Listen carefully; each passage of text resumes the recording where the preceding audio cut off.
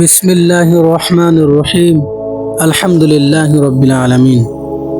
সম্মানিত শ্রোতা বন্ধুরা, আপনি কি চান আপনার সমস্ত গুনাহ আল্লাহ তাআলা মাফ করে দিক?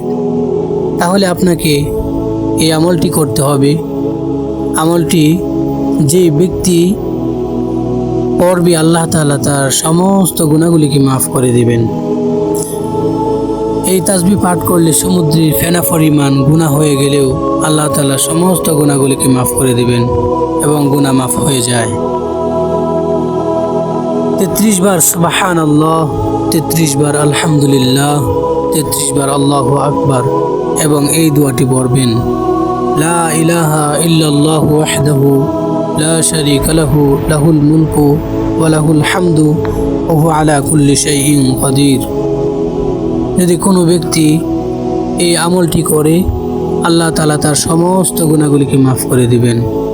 সুবহানাল্লাহ, সুবহানাল্লাহি ওয়া বিহামদিহি, সুবহানাল্লাহিল আযীম।